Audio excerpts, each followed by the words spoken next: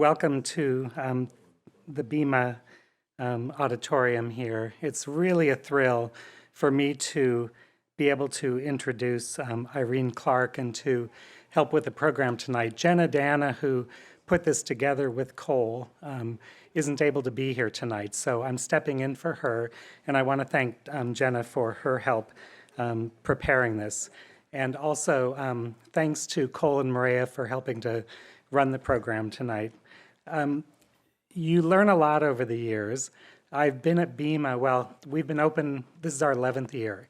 And thanks to all of you for your support as enthusiastic arts enthusiasts and members and donors. And and then before BIMA opened to the public, we of course had to plan and design it.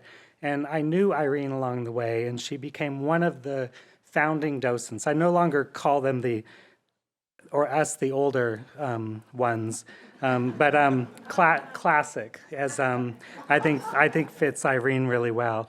But I didn't know until this year that Irene had been such a prolific and diverse artist. And I knew a bit about being one of the owners of the Streamliner Diner in those days, but Irene, as much as she came, rotation after rotation, learned about artists, was our devoted Monday morning docent after coffee break, right? Yeah.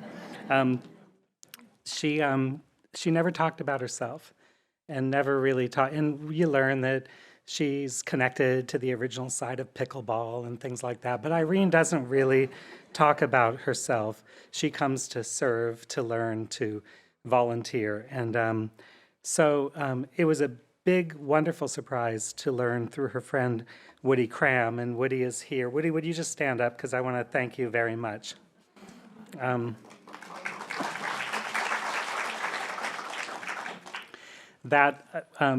Irene had such a history as an artist, and Woody helps bring this huge box of art.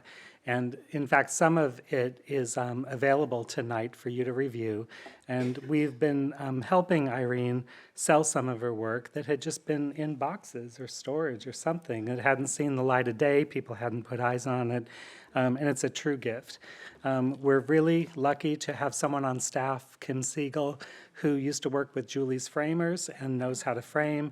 And we buy framing stock in long lengths, and then as artists need help with frames for shows, and thanks to donors, we're able to do that. We just make smaller and smaller things.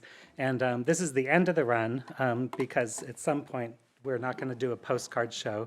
And so the things that are framed for Irene are also for sale through Irene privately, and you could inquire for that.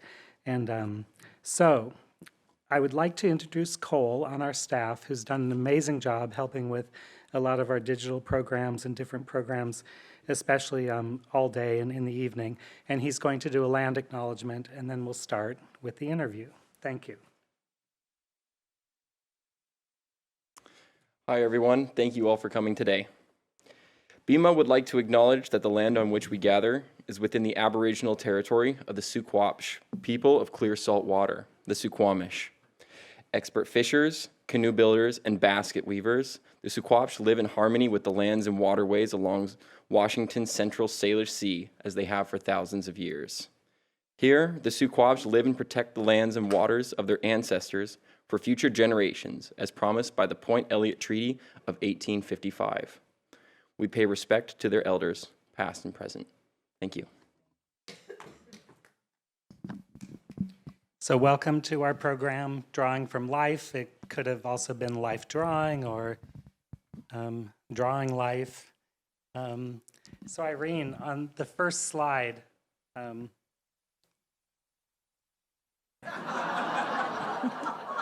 why are you laughing?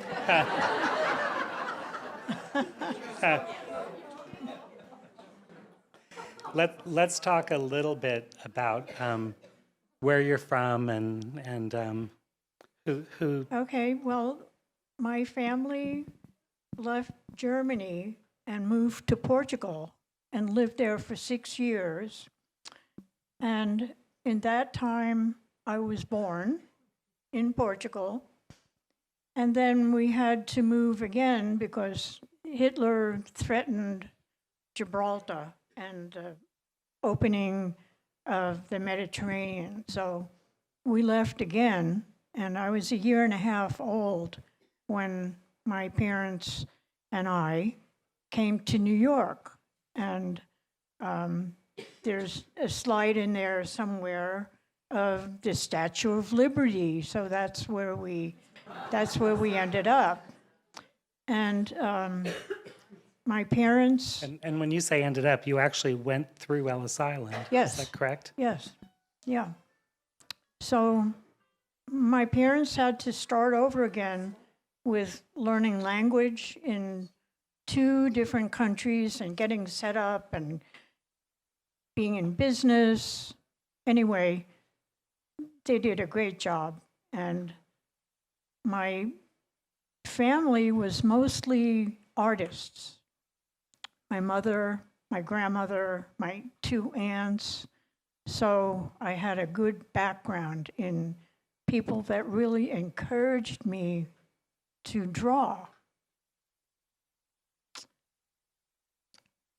And what kinds of artists were they? My mother was a commercial artist, and she did fashion design for a magazine, both in Germany and then in the United States. So she did fashion illustration, and I still have a lot of her work, all framed in the back room. So I don't get to see it very much because I don't have a lot of wall space in my house. But both my grandmother, who supported her family, and my mother both kind of taught me to, not taught me, but encouraged me to draw. And I didn't have any siblings, so this is how I spent my time, in my room, drawing. Tell me about this photo. Oh, this one? This was when we did the Renaissance Pleasure Fair. And my husband fell in love with his parrot, Captain Guano. So, so we bought Captain Guano, and he became part of our life. And unfortunately, Captain Guano didn't like my husband or my son very much, but he liked me. And So you were always would covered in guano? ride around, right, Yeah. right. My trunk at home still has a lot of guano on it. Okay. So anyway, here's a picture of my family, young family, when we were at a garden party at a friend's house. And they asked us to dress up, so we did, you know. My son, of course, wouldn't, but anyway, this is another picture of the family, and I just love this picture because of the expression of the kids. So. This is the signing of the Streamliner Diner lease with Maureen Rodall, who owned the building at the time. She had a beauty parlor, and this was our little ceremony of buying the diner and, you know, being part of the building then for the next 6 years. Wow. And this is you moved to Bainbridge in We moved to Bainbridge in 71, and I was just a housewife at that point, but I also started doing wooden boat refinishing.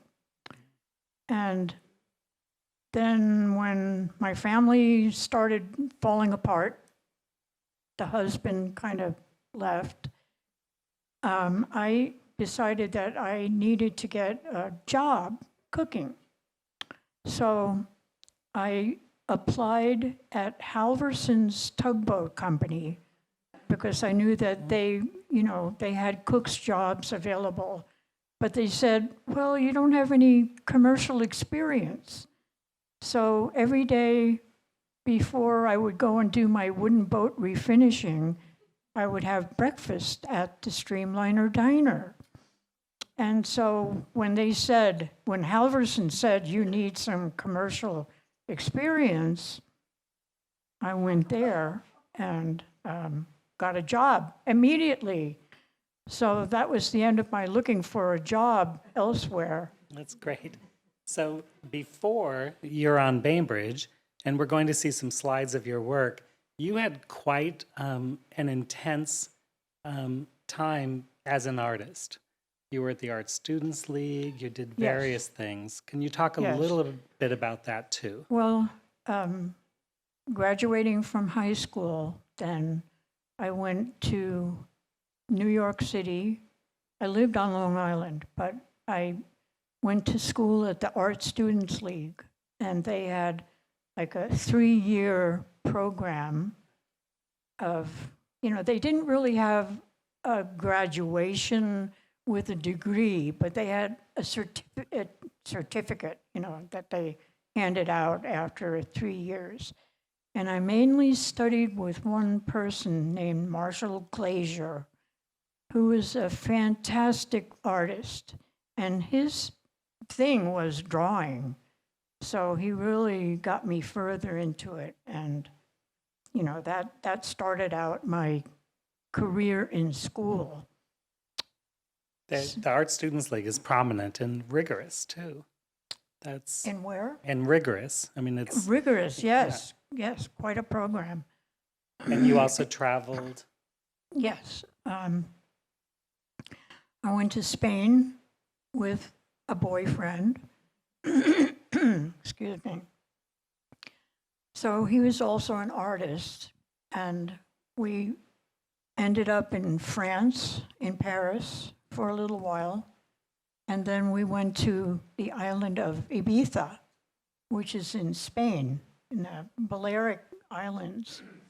And I was there for a good 4 months. My boyfriend and I split up, but I stayed until kind of a bad event happened where there was a murder, and it was caused by someone that was a foreigner. And Franco was the ruler at the time, so he wouldn't let people stay that didn't have a means of income. So whoever was there, kind of as an artist, had to leave. So I went back to New York, and from there, met my husband, got married, had children, did all of that. Lived in San Francisco too. Yes, Right. yes. Yeah. So what brought you to Bainbridge Island? So what brought me to Bainbridge Island? There was a person that worked for us in San Francisco who was born on Bainbridge, and it was John Payne. And Judy, you know John very well, John and his family. Anyway, John helped us at the fair in San Francisco as kind of a helper, salesperson.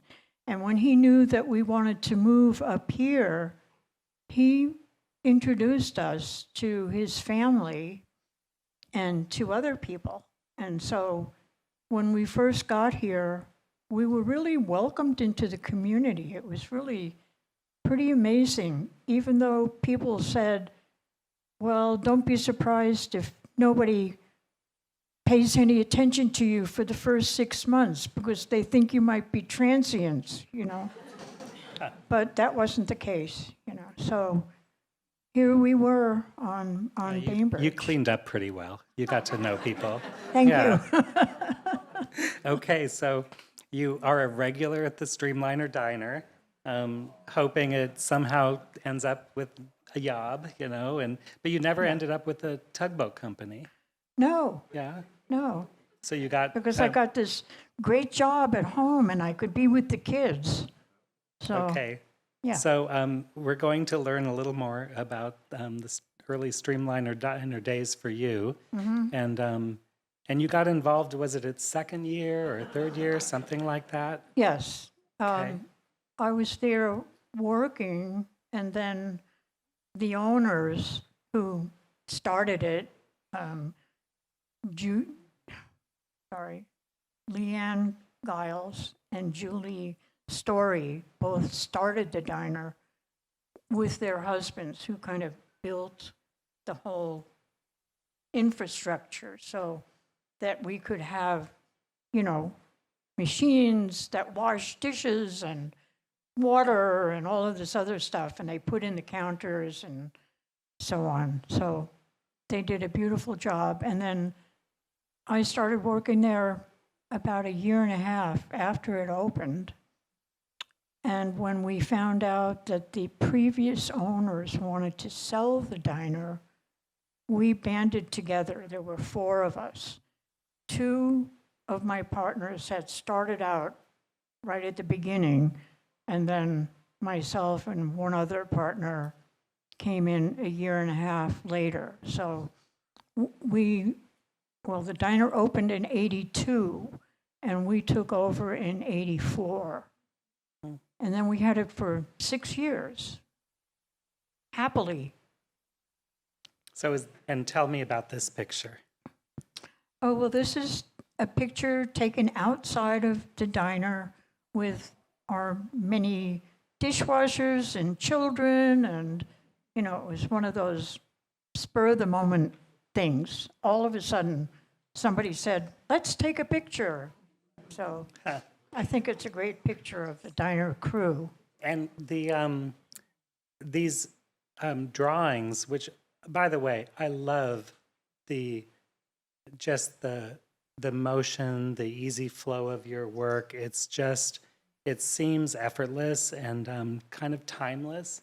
And it's been really fun going through. And we were only able to show in the bistro here a percentage of all the things she had done. But it's people that are eating there. It's the vintage toasters, blenders, and people working there. How did you talk about how you sat discreetly drawing people, but did they really not know they were being drawn? No, I had a purse that I set up in front of me. And I really didn't want people to know that I was drawing them because, you know, they'd come over and they'd say, well, that doesn't look like me. So I didn't want any of that. So I just kind of hid. And of course, there were 4 of us, so we were not all working all the time. So there were 2 of us on a shift, each shift. So that's how I got to draw a lot. And most of them are literally like still life drawing. Yes. Or maybe people aren't that still and they move around. The one that is the cover of the cookbook, Liz Flips. Obviously, you've made that. She wasn't that good, right? That fast. No. Okay, but that's a wonderful piece as well. We don't have shots of these drawings because there are so many out there, and we're going to have a reception afterwards. I hope you'll all stay, and I'm sure some of you have been to BIMA already to see the work, but and then in the lobby, of course, there's other work of hers that's available in the lobby. It's Dasha has laid it out. So we wanted to just kind of get to know Irene better and understand the context behind all of that. But okay, so you partly owned and worked at the Streamliner, but you also got into other things, catering, cakes, you know, other stuff. But that was afterwards.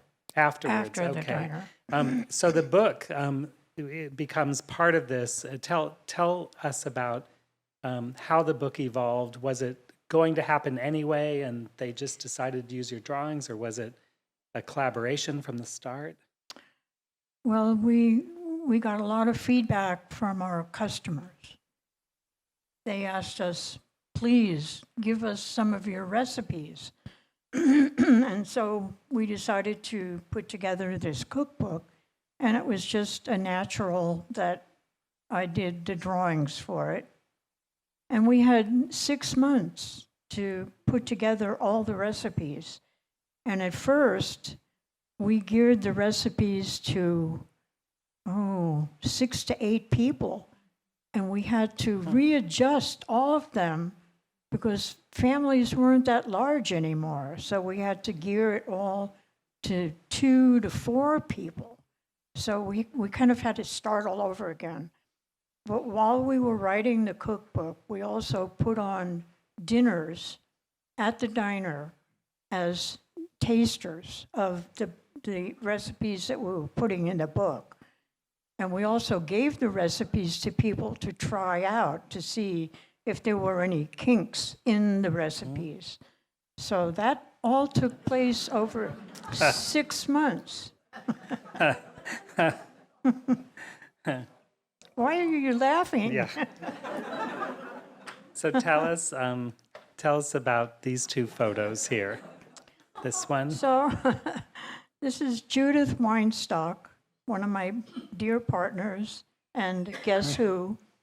And she went on to have another restaurant up in Kingston, and it was at Kingston Cafe, and she also put out a fabulous cookbook.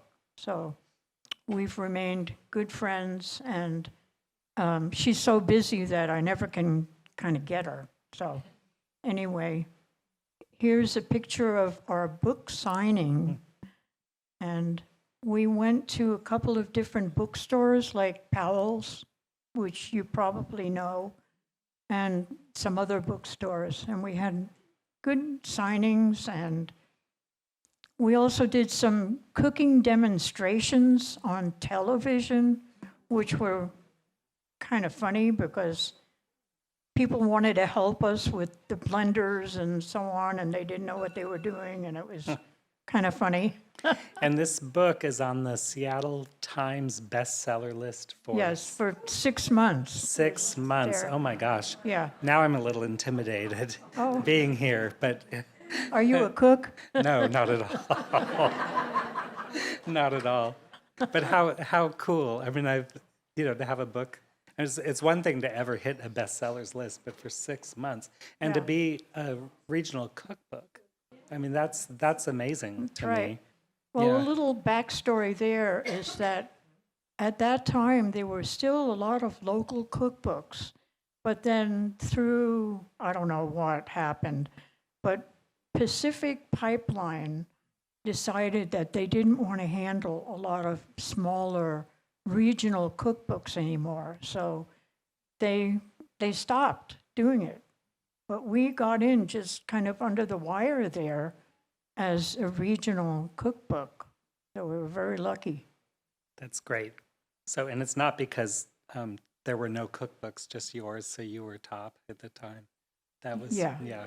And No, I- another little sideline there, not to interrupt, but our cookbook came out in January, which is probably the worst time for a cookbook to come out because people wanted diet cookbooks.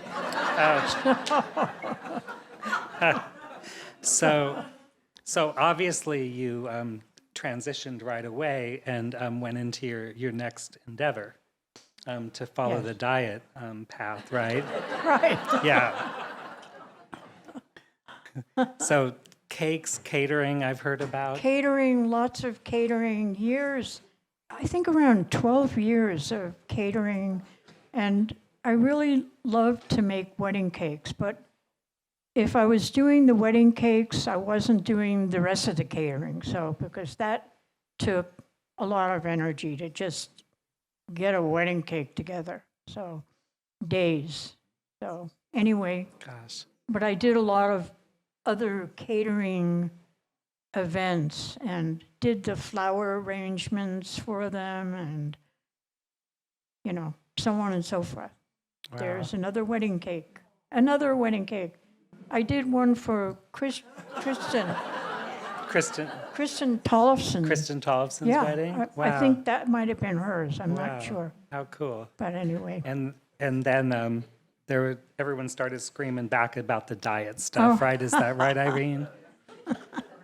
My God. My little zucchini. So for years and years, I was a gardener, never at my own place, but always in like little community gardens. So that was always a great endeavor to be with other people and garden and harvest and so on. And I loved mushroom hunting. So, don't ask me where I went because I'm not going to tell you. Anyway, there's a 4th of July. We were in the parade as the Streamliner Diner. We were in a couple of the 4th of July parades. Okay. So we've avoided talking about art and you being an artist, but you've Yeah. done so many different things.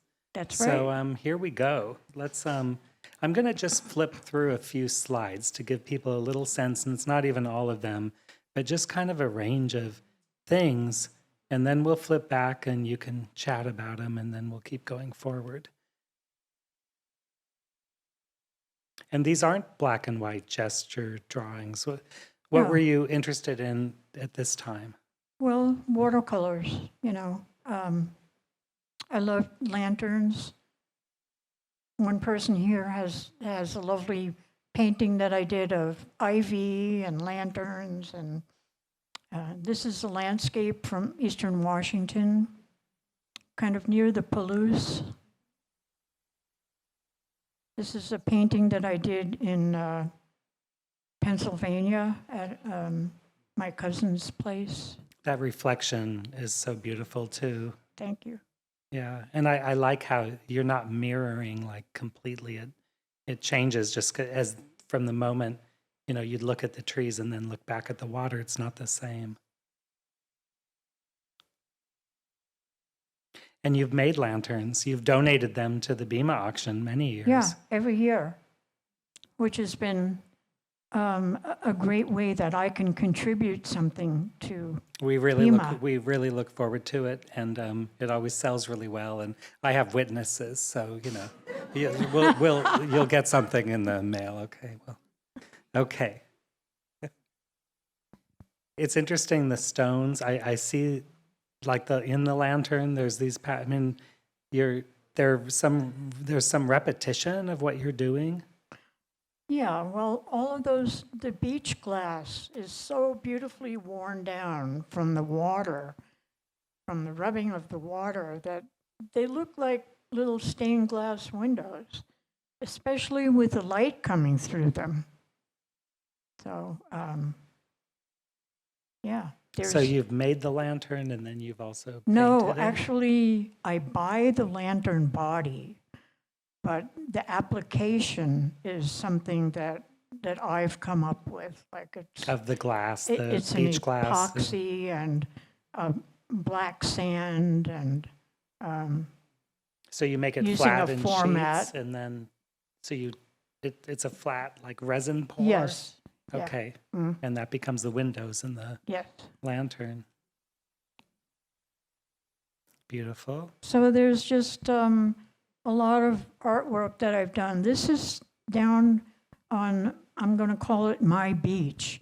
There's on Rich Passage, there's this huge glacial rock that I keep getting attracted to. And so I did this, it was a charcoal drawing. I have that up at my house. So. And, I love to draw plants. And this is of a marsh down by Bainbridge Park. Mm.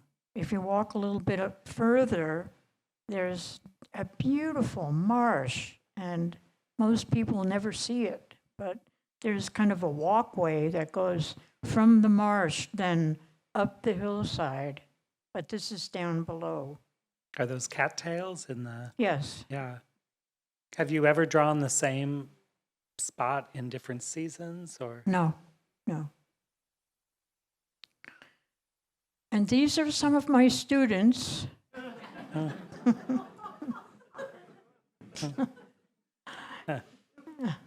Is there something more you want to say? Well, depending on the decade, it's highly possible. Let's see. Okay.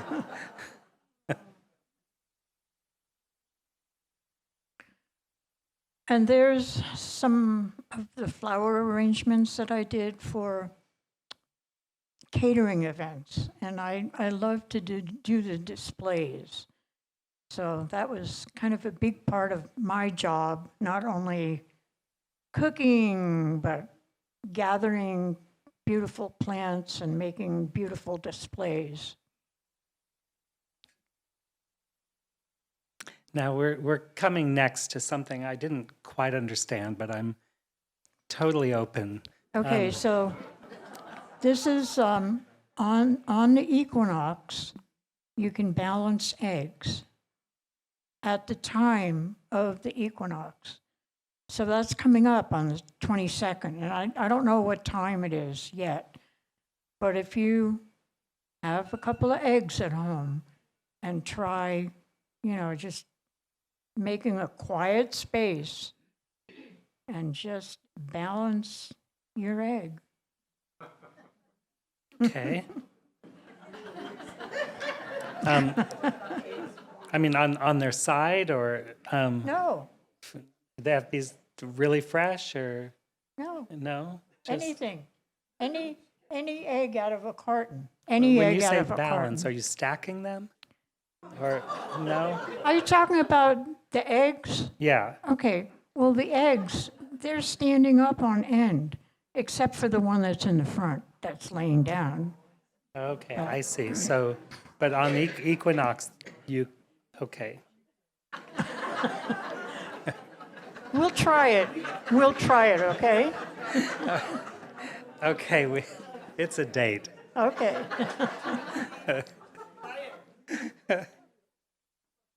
So then for many years, we went out to the Dungeness Lighthouse as lighthouse keepers. And I did that with really good friends that I had played soccer with. And this is one of the things that's out there. There are these beautiful round, flat rocks, and you just can't help but stacking them. So anyway, I like stacking rocks.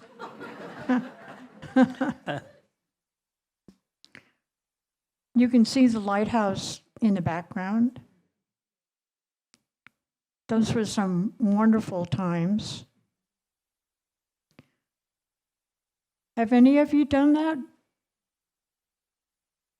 Stacked rocks.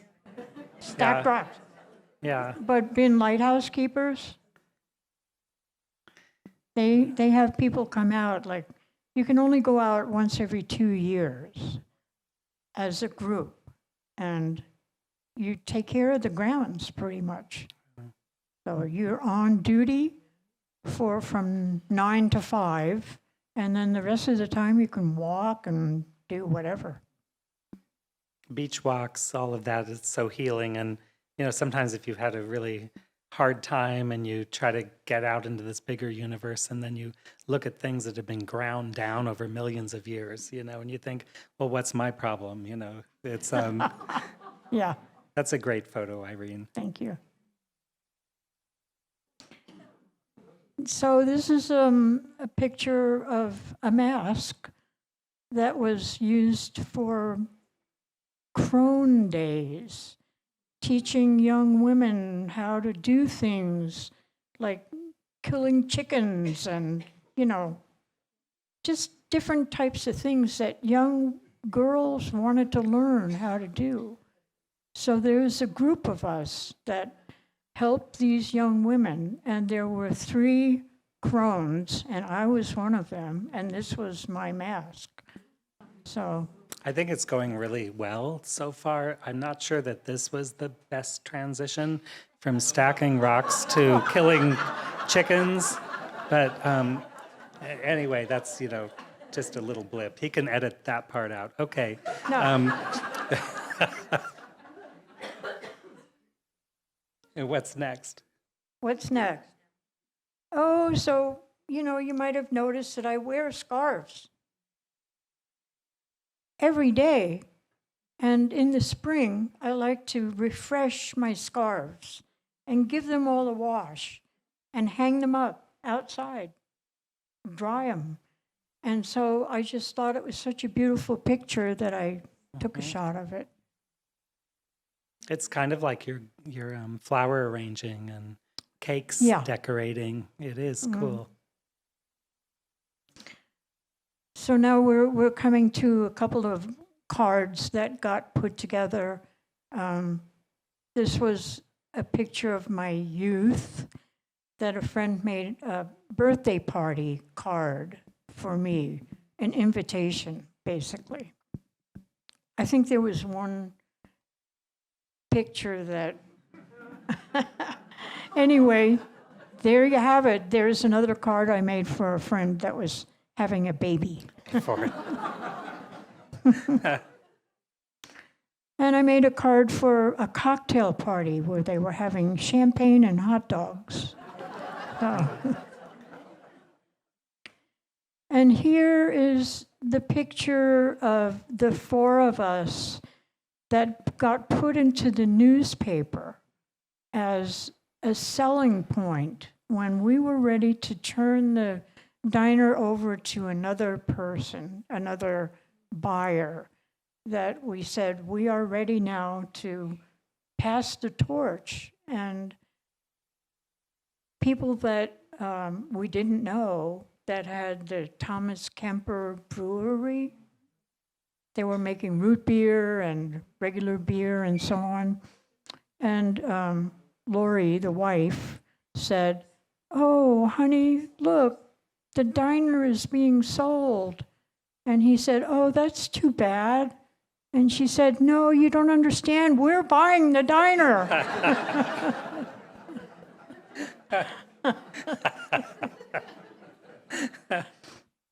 You don't have to go on record to say what the response was to that. Well, that's great. We're going to leave this slide up. Cole has a microphone. I'd like to open it up to Q&A. And if you have a question, could you raise your hand? And it's best, because this is recorded, it's best if you speak into the microphone. So, Hi, Irene.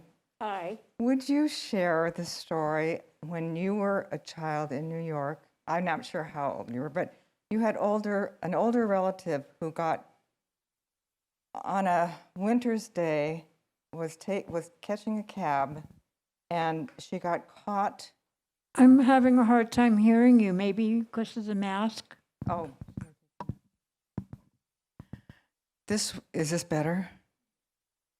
When you were a child in New York City, and one of your older relatives had gotten into a cab, and it was icy, and she got caught, a coat got caught. That's right. Huh? How did you remember that? Sydney told me. So now you have to tell the rest of the story, which is amazing. Okay, well, my grandmother was taking a cab in New York City. And before she got out, she got her coat caught in the door of the cab. And the cabbie didn't turn around to look. And so she was dragged down the road, And kind of a weird story about that is that, she got black and blue, her shoulder and her face. And when it started to wear off, the black and blue, my mother painted it again to show the insurance company what had happened.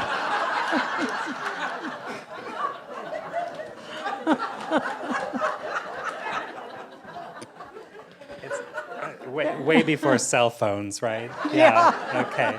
Right. There's another part of your life I shouldn't skip over, though. And I was curious about, you did have a son who passed away. Yes. And just how did I want to ask, how does that affect you, of course, but what sort of trajectory of your life? Well, it was, of course, nobody can ever imagine losing a child. And I stopped doing art for, I don't know, 20 years, something like that. And my hands became shaky. I didn't think I could draw anymore. But then a good friend of mine said, "Come on, let's sign up for this drawing class." And that was last fall, as a matter of fact. And it was amazing because my hand does not shake when I'm drawing, what is it? A different part of your brain, or I don't know. I don't know what it is, but it was like a miracle to find something that I could do in my later life, because now things are very limited. Like, I'm not gardening anymore. I'm not going mushroom hunting into the woods. And, so life has to take different meanings. So doing art now is just... Is that related to maybe when your friend came and said, there's this art, it's been hidden away, it's boxed up? I mean, were you just shut down? Yeah. And that was Woody, who was a volunteer with the senior center with doing all kinds of computer work, who realized that I had done the drawings for the Streamliner Diner cookbook and said, "Oh my God, we've got to show these to Greg." And I'm so that's glad. the end of the Yeah. story. No, I'm so glad. Well, we didn't quite finish the story, because then I'm very sorry for your tragedy, and I'm glad you shared that. But you did say you've quit foraging mushrooms, and just wondering where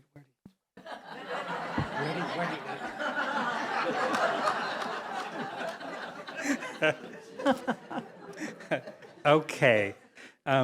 Next question.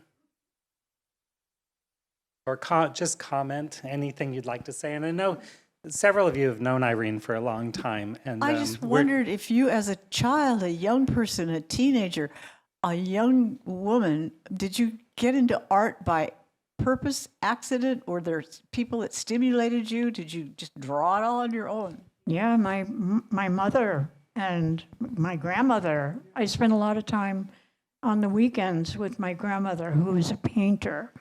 And she had supported her family with painting. And my mother also was a fabulous artist. So they really encouraged me to continue. Anybody that wants to come over and see my mother's and my grandmother's artwork, yeah. I have it all framed. So it's well preserved.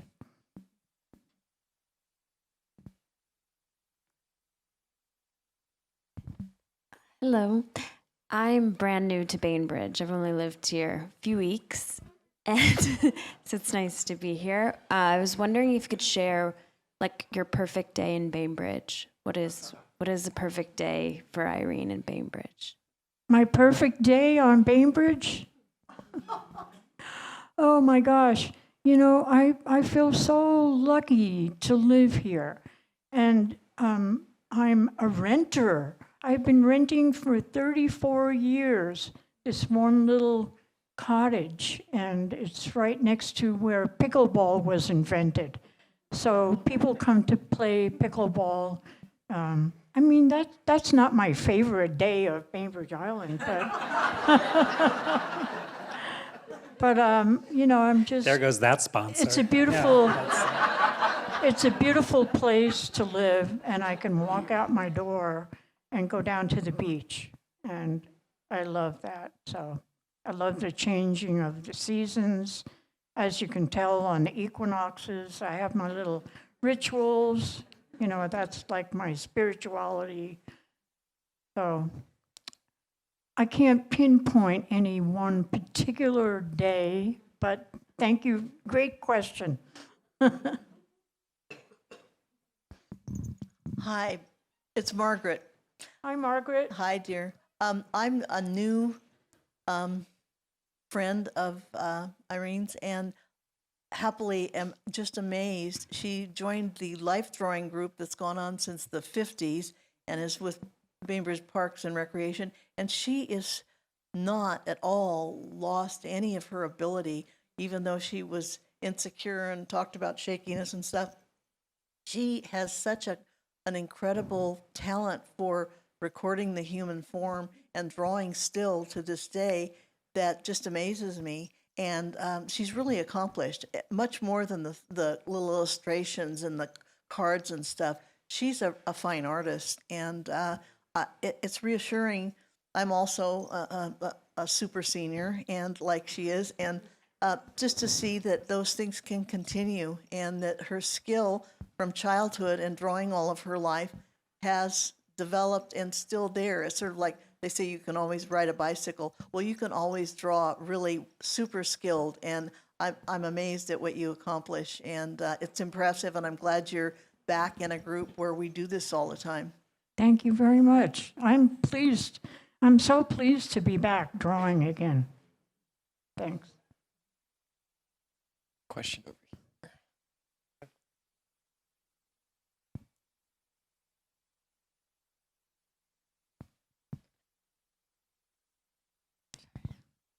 Hi, Irene.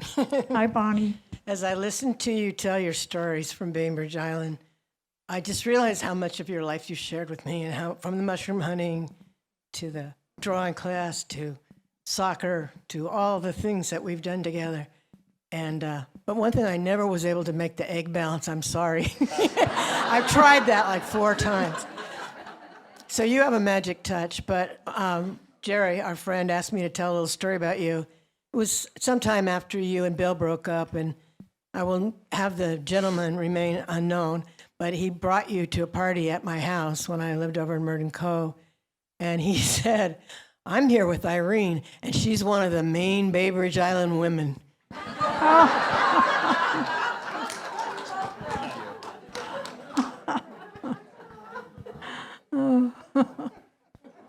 Are there other questions or comments? Yeah, we've got time for 2 more. Okay.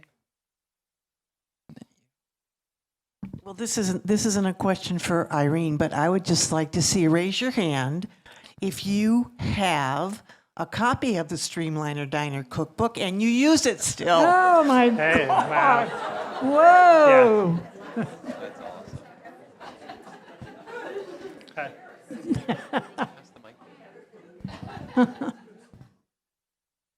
You gave yours away.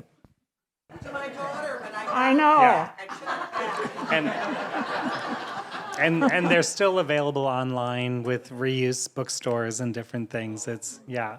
Yeah.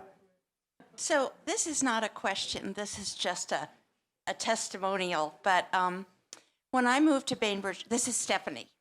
Hi, Stephanie. Hi. So when I moved here, I had just been recently divorced.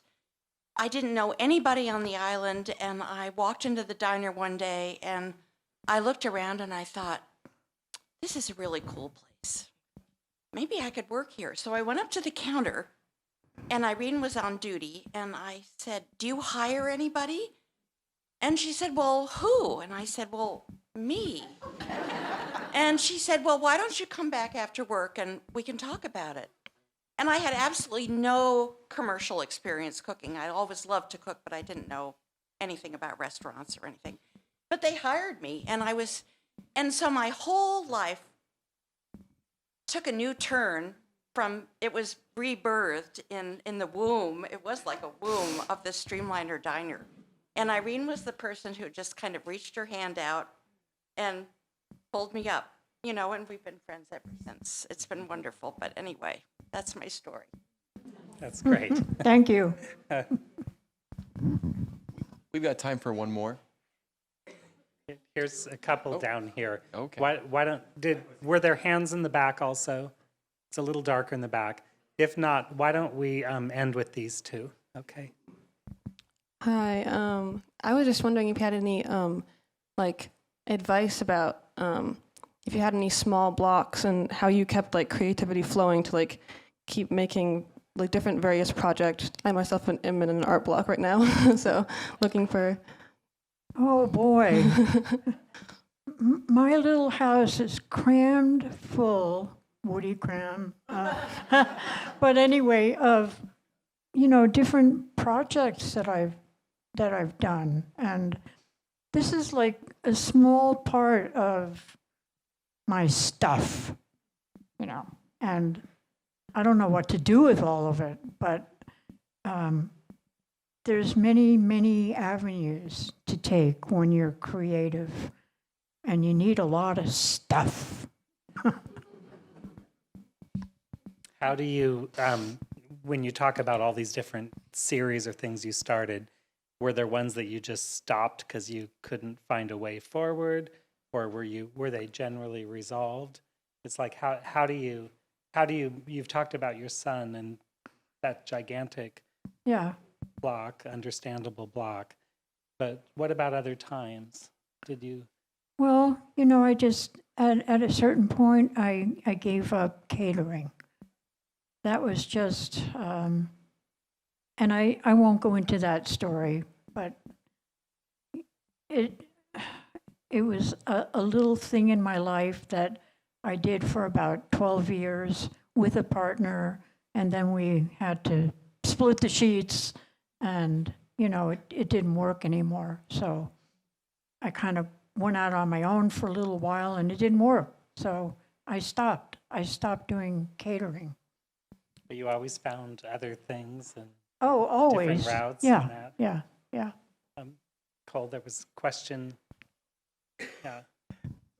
Just a comment, I guess, that when I first met Irene to help with technology at her house, I kept looking at her and I kept thinking, gee whiz, she looks so familiar. How I must know her.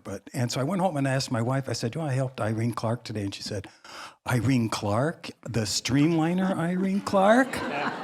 And I said, that's where it is. That's where I met her. So the second time I went over to help her, I said, because I looked at the cookbook and didn't realize that you were the artist until I looked at the cookbook again and looked at your name as being the artist. And I said to you, well, where are all your drawings? And you said, oh, they're back in the shed someplace. I don't know where they are. And I thought, oh boy, I could just see it, a dripping shed with ruining all these beautiful art pieces. But anyway, it's been delightful to get to know Irene, and I'm so glad that your art is on display, and congratulations. And thank you so much for introducing my work to BIMA. I never would have done that, Yes. Thank you. Oh, that's right. I forgot all about that. Yeah, That's great. that's right. It's a long history of drawing. Yeah. Thank you, everyone, for joining us. And please continue to join us. We have some nips and sips right here in the bistro. We'll enjoy Irene's art and look at the other art in the lobby. So thank you so much. Thank you.